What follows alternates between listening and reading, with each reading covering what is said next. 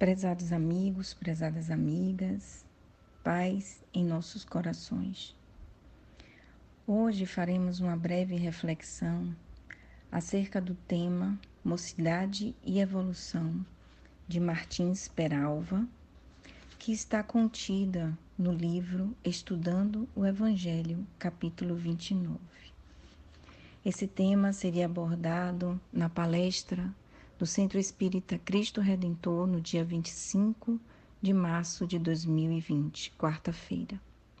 Mas, em função do caráter do momento, nós não deixaremos de fazer uma breve reflexão utilizando-nos da tecnologia para isso. Permitam-me ler algum trecho desta mensagem que será motivo dos nossos comentários.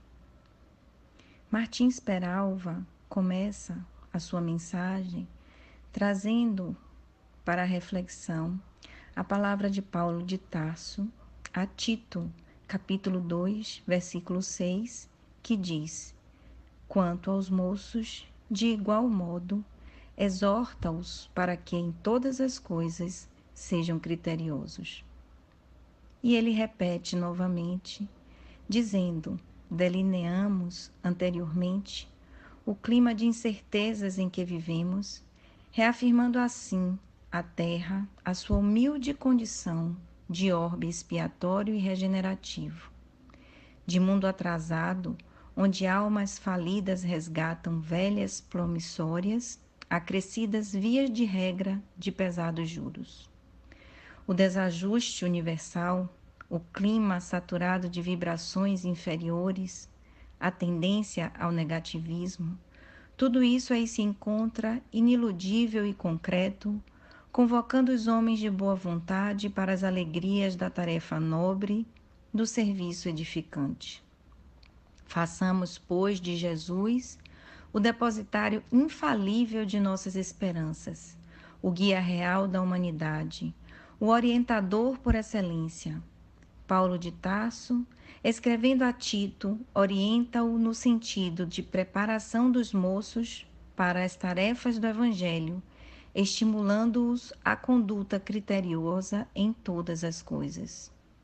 Para as criaturas experimentadas nos infatigáveis labores de uma existência digna, e de modo particular, para os moços, é oportuna a exortação do apóstolo.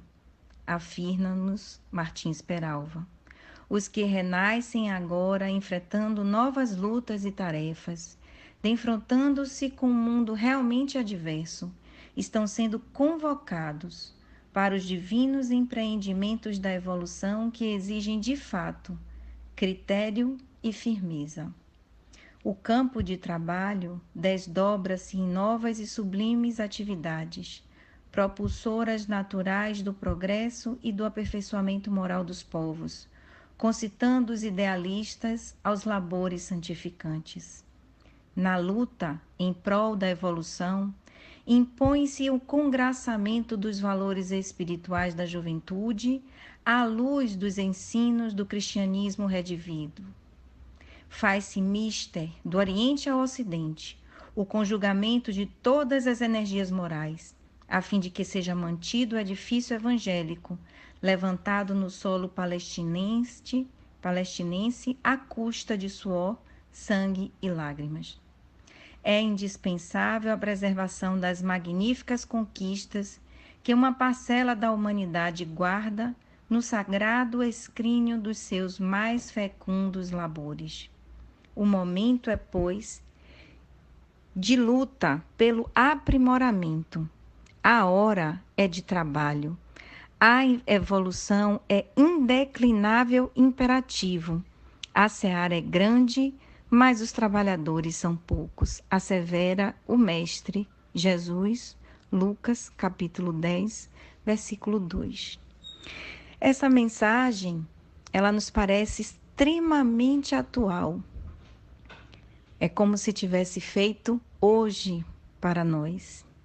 E nos mostra o quão necessário se faz que todos nós, neste momento, encarnados na Terra, sejamos criteriosos em todas as coisas, mas em particular, ele convida os moços, aqueles que estão numa faixa etária onde chamamos de juventude, esses que têm em seu bojo o otimismo, o anseio de lutas e de renovações, o idealismo que faz parte de toda e qualquer juventude, ou que pelo menos deveria fazer parte de toda e qualquer juventude. Porque o espírito, atingindo a fase adulta, ele entra na plena posse de si mesmo e inicia propriamente as responsabilidades mais graves da presente existência. Ele ouve os ecos dos compromissos assumidos no plano espiritual, que ainda soam frescos em sua alma, e vêm ao coração em forma de sonhos e impulsos que os move para a conquista de ideais superiores. A vontade, então, da autorrealização, o ideal de mudar o mundo se conjugam, e se conjugam também com a euforia física, a energia vital, o vigor. Tudo isso condiciona organicamente esse estado de espírito. Já nos diz também a irmã Dora Encontre no seu livro A Educação segundo o Espiritismo. Então a gente percebe que esta é uma fase de idealismo, de propostas renovadas, de ideais superiores que são reavivados em sua memória quando ele toma posse de sua atual reencarnação, que se dá justamente nesse período da juventude. E Martins Peralva pede para que estas criaturas que estão passando por este momento de juventude não deixem se arrefecer, não deixem esmorecer-se, e façam uso de toda essa energia vital e desse ideal enobrecedor e se apeguem ao Evangelho de Jesus, buscando fazer mudança e evolução, não a evolução ou não a mudança no mundo, mas essa mudança que cabe em cada um de nós, dentro de nós, concitando-nos a transformação interior, porque essa transformação interior, vivida e sentida à luz do Evangelho de Cristo, será motivo para que tantos outros que os cercam também façam a mesma coisa. Quantos jovens, acabando de sair da fase infantil ou da fase da adolescência, conseguem ser motivo de exame profundo de uma sociedade inteira. Nós temos nesse contexto um exemplo bem recente, Malala Yousafzai. Ela é uma paquistanesa e foi baleada na cabeça em outubro de 2012 em um atentado promovido pelos militantes islamitas do Talibã. O grupo extremista quis matá-la simplesmente porque ela fazia uma campanha de educação das meninas no Paquistão. E ela foi baleada quando seguia para a escola em um ônibus. Desde os 11 anos, ela, já conhecida por seus esforços, escrevia sob um pseudônimo para um blog, para a BBC, falando de sua paixão pelos estudos e sobre a pressão que ela sofria, que o Talibã sofria ou fazia, contrário a essa educação da mulher e da jovem. E após esse atentado, ela foi transferida para o Reino Unido. Lá ela recebeu todo o tratamento médico e passou a morar, até por uma questão de segurança.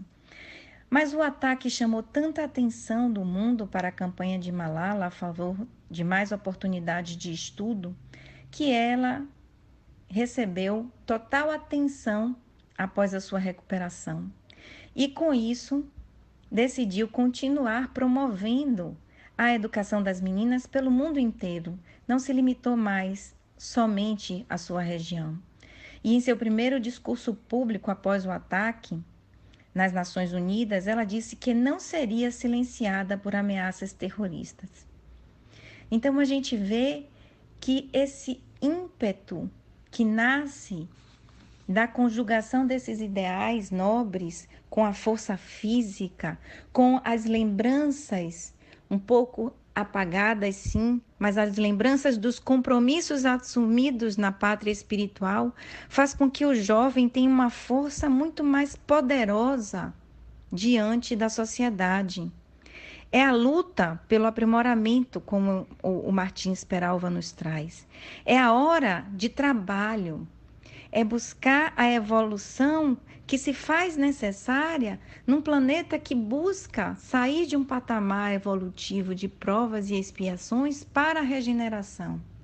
E nós precisamos que esses moços tenham também em nós, mais maduros, mais experientes, o exemplo firme no propósito do bem, o desejo sincero de viver o Evangelho de Cristo, de fazer a diferença e de ser exemplo para eles também, para que eles continuem firmes nesse propósito. Algo que a gente vê que tem impedido muito que esses jovens se mantenham nesta proposta de mudança de toda uma sociedade é o apego ao materialismo, é o desvirtuar do objetivo final da existência, do objetivo principal da existência. E nós, enquanto mais maduros e experientes, temos a nossa parcela de culpa, porque não temos mais aquele vigor e aquele idealismo todo e nos permitimos viver nesse materialismo como se fosse tudo, fosse nosso maior objetivo de vida. Então, nós entendemos, como diz também Dora Encontre, que é inegável que a juventude tomada em seu aspecto coletivo é uma força social renovadora, de que as nações e a humanidade necessitam para progredir. A volta dos espíritos pelo processo da reencarnação não proporciona apenas à própria individualidade a oportunidade de evolução, retomando a vida em outras condições, interagindo com a história e os espíritos que voltam, são as novas gerações incumbidas de empurrar o mundo para frente. Olha que bonito é. É de grande responsabilidade, sim, mas é possível. Quantos jovens fizeram história e mostraram que é possível fazer a diferença no mundo em que estão inseridos? Mas para isso, a mocidade precisa reservar o seu coração, um pedacinho do seu coração, para a mensagem do Cristo. Por isso é tão importante apresentar o Cristo desde que se está no berço, para que enquanto jovem ele entenda que o seu modelo e guia, o único que deve ser seguido é o Cristo, porque ele tem a proposta mais revolucionária e mais renovadora que possa existir, que é o amor. Então, que façamos também a nossa parte, mostrando a esses jovens o caminho do amor desde cedo, para que eles, fortalecidos nesta força enorme, nesta energia enorme que vem do Evangelho de Jesus e do amor, que eles fomentem o progresso e que eles nos ajudem a mudar o mundo para um mundo de regeneração. Que Jesus nos abençoe, nos guie, nos fortaleça e nos permita também sermos exemplo para essa geração que vem com todo o desejo de fazer a diferença. Muita paz, meus amigos.